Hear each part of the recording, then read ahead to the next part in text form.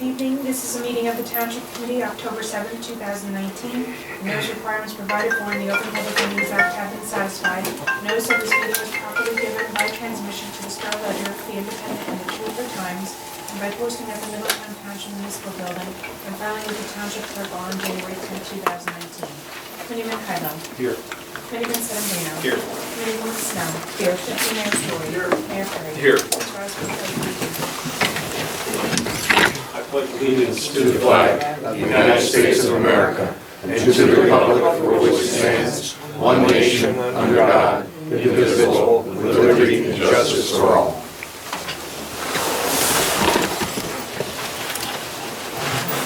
At this time, I'd like to ask for a moment of silence to honor the troops serving worldwide, defending our constitutions, freedoms, and way of life.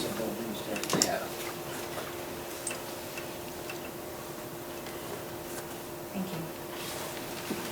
First item on tonight's agenda, we have a public hearing on ordinance 2019-3267, an ordinance amending paving and roadway construction and restoration requirements within the Township of Middletown.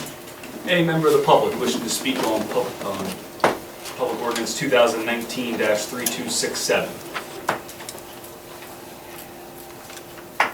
Seeing no member of the public wishing to speak, move to close public portion and approve. Second.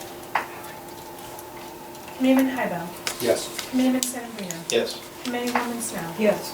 Deputy Mayor Fiore. Yes. Mayor Perry. Yes. Motion carries to pass this ordinance on second and final reading.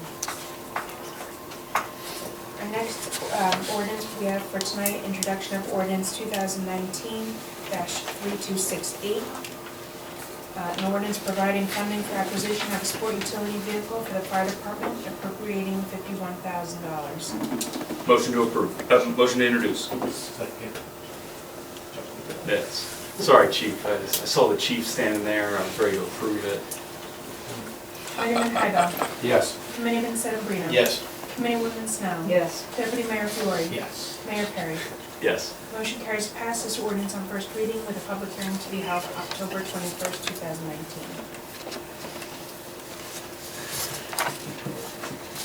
At this time, I'd like to ask the Township Committee to adopt a consent agenda, which would include resolutions 19-240 through 19-246, including bingo match applications. Motion to approve. Second agenda. Second.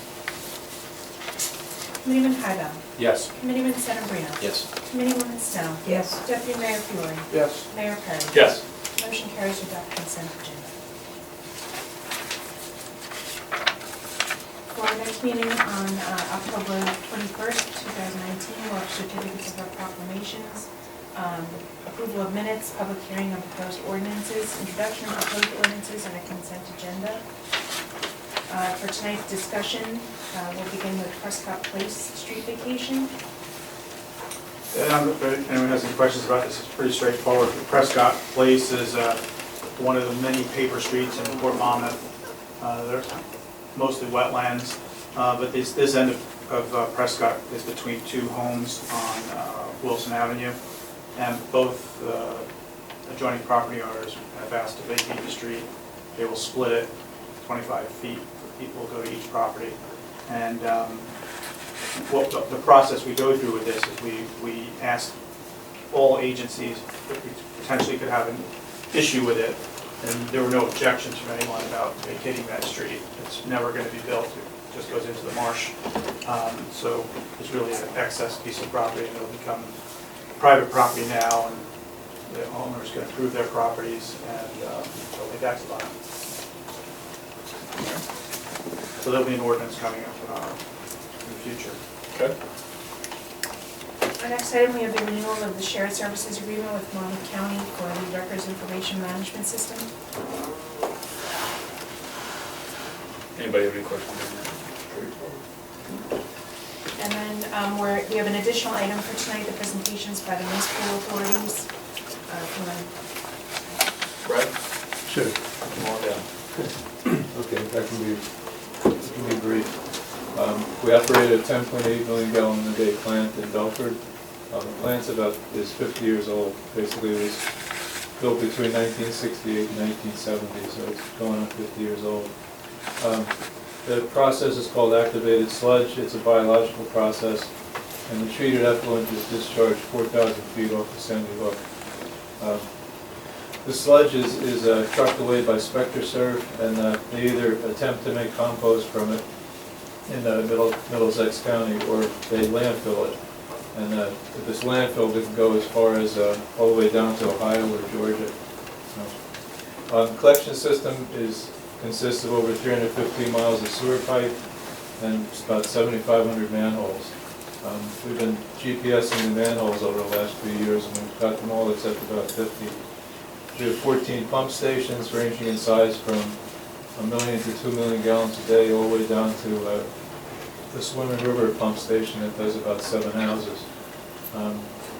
What are we doing this year? We're planning new construction. What are we doing next year is construction. Wastewater eats everything. Basically, the tanks that it's in, the steel, and every 20 years, basically everything just has to get replaced. We have about 5 projects we're looking at right now. One of them we're in the middle of. It's a we call it an I&I project, but basically we go into the sewer system. We have the sewer systems divided into 15 parts. We do one a year. We go in, we camera all the lines, see where it's leaking, and approach it that way. The other place we're going to be doing is we're looking into a digester cleaning project and improving our mixing system. And it doesn't sound like much, but these digesters are 600,000 gallons each. So it's a lot to empty them, clean the tanks. Another one is the primary settling tanks. They're 50 years old, they just need upgrading. The underground fuel tanks, we have 2 of them under the ground, and we're going to take them up this year, well, hopefully this year, next year. And the last one is aerial crossings. There's a lot of places in town where pipes go across ravines, and we fixed 2 of them about 2 years ago, 2 that were really in trouble. But we found that we have about 7 more that we have to address. Some of them are very simple, and some of them need a lot of help, basically. At the same time, we're updating our pump station alarm system.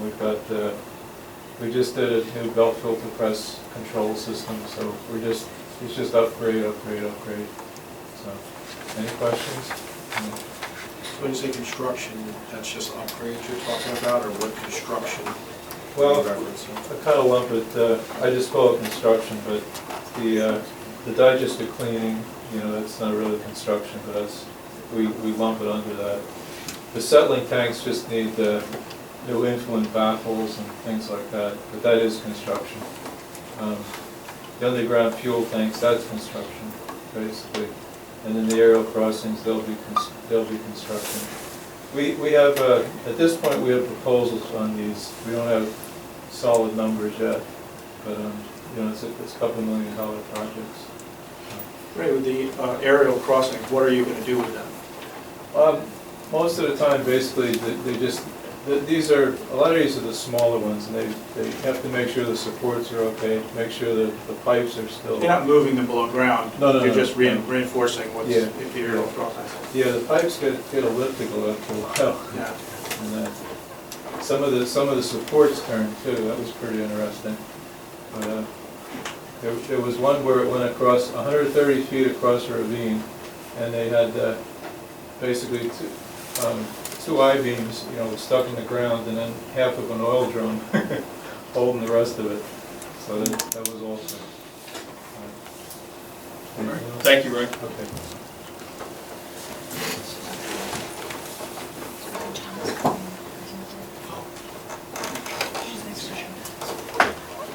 I'm Susan from the Middletown Housing Authority.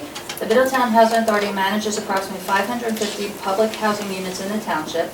Of this number, 252 are owned by the authority, and all are designated as senior disabled. Daniel Towers contains 100 units, and Tommaso Plaza has a total of 152 units. The remaining 263 are subsidized through the Section 8 Housing Choice Voucher Program. Improvements completed, planned, or underway at Tommaso Plaza for the year of 2019 include a redesign, regrade, and replacing of the parking lot, curbing, and patio area in Tommaso Plaza. Fully completed just this past week. This improvement amounted close to $1.4 million. It was not without our trials and tribulations, but literally the last payment was sent out today, and we are happy to close out that project. The end result is improved roads, including Oakdale Drive, which is a portion of the township's property. A beautiful outdoor gazebo, beautiful landscaping, a signed parking lot for all our senior residents, park benches scattered throughout, and new ergonomically designed furniture. We are still waiting for the drop shipment to be delivered to us. Additionally, we replaced the HVAC rooftop that would cool down all the common areas in the building, and the community room, and the hallways, which have not worked for almost 10 years. This amounted to close to a $1 million improvement. There are actually tenants who are now complaining that it's now too cold. However, I like to joke that it's the same tenants that also said it was too hot. Therefore, there's always some people that won't be happy, but it was a great improvement for the working staff also. Maintenance no longer has to work in heated hallways, and the tenants at one point were leaving their doors open, because the air is so cool in the hallway. So it's a great improvement for the quality of life there. Free air conditioning. Exactly. We actually had to tell the tenants to start closing their doors because they were actually leaving the doors open with that intent. So we did have to go through and tell them not to. Tomaso will be receiving a roof replacement in the next year, which will probably be in the fall of 2020, which was brought to our attention when we replaced the rooftop. We realized that our rooftop has reached its end of its useful life, which is almost 25 years. However, that, and I'm sure you all know that with the energy efficient improvements made to rooftops is a big undertaking. Apparently, we have to lift the roof with insulation approximately 8 inches, which will affect the Verizon tower that we now have on the roof. So we will be working with the zoning department as far as how that will affect the Verizon tower, which will work with the township as well as Verizon on that. With regards to Daniel Towers, we are improving the functionality and accessibility for the elderly and disabled. It remains a high priority for us, as well as energy conservation. We continue to, as we started on apartment turns, the apartment turns have kind of slowed down, so we're trying to do it on a floor-by-floor basis. We're replacing all shower heads, aerators, and installing power saver flush toilets in all units. This energy efficiency effort should be completed by the end of this month for all units. However, the tenants aren't exactly happy with the conservation products, but it's a necessary evil at this point to conserve energy and water. Additionally, planned for 2020 will be a parking lot overhaul similar to what we did at Tomaso Plaza, with not quite the same undertaking. Daniel Towers parking lot is in much better condition than Tomaso, and it's a much smaller area, but the end result will end up with redesigning the landscaping and the exterior of the building, creating a new patio area for the tenant outdoor recreational area, as well as assigning parking spots for all the residents in that building. Middletown Authority will continue to improve and upgrade their units through various federal grants, and they will take advantage of any new programs and funding sources as they become available. They will continue to work towards achieving the goal to create energy-efficient housing, and this will in turn help create long-term operating cost savings. I would also like to let the board know that currently both waiting lists will reopen for Tomaso Plaza and Daniel Towers. That will be starting October 15th through December 1st. Daniel Towers list is open for efficiencies only, as we have a really tough time renting them out. Daniel Towers has over 70% that are efficiency units, so they're very difficult to rent out. We have advertised in local newspapers as well as sent it to various local areas such as the library, the senior center, and it's also, applications are downloaded on our website. We offer preferences in our Daniel Towers facility for veterans, Middletown residents, and Monmouth County residents. So I'm encouraging to let everybody and anybody know that both waiting lists will be open, and it's for a short window of opportunity.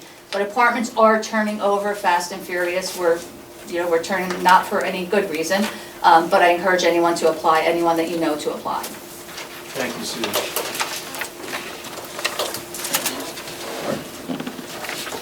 Thank you both for the presentations. Township Committee comments. Committee in Highville. Very brief, thank you to all the staff that ran Middletown Day and set it up for us. Thank you, everyone. Consent agenda, there's, which I didn't get a chance to talk to the chief yet, but Shamrock Stagecoach donated a bus, which is going to help them out greatly in their training. That's all I have. Thank you. Committeewoman Snell. The only thing I have today would be, we attended the ribbon cutting for the pavilion at Horsey Park with the live roof. It was really nice, it's beautiful. There's also a kiosk there that's an education kiosk about what a live roof does with rainwater as opposed to a shingled roof. And it was just a really nice morning. Had a nice time, and it's a beautiful place to visit, so I urge you all to go. That's it. Thank you, Mayor. Maybe Sabrina. Thank you, Mayor. Just to echo the comments of my colleagues with regard to the Green Pavilion and the Middletown Day, two great events to move Middletown forward. And I'll yield the rest of my time with regard to the next meeting for my comments. Thank you. Deputy Mayor. Thank you, Mayor. Yes, Middletown Day, a tremendous community day, great weather, great job by the administration staff, so thank everyone. Thank you everyone for all you've done, and thanks to the community sponsors who once again stepped up to make it such a tremendous day through their sponsorship. The only other thing I'll mention is I know the Board of Education is having a series of strategic planning meetings or forums, I believe. I know I'll be attending one of them to hear what their objectives are for a strategic plan. Obviously, our schools are very important to our community, and we have a pretty good working relationship going right now. So look forward to hearing what the plans are and providing some thoughts and guidance as this governing body can do going forward. So thank you. Thank you. And the only thing I'll say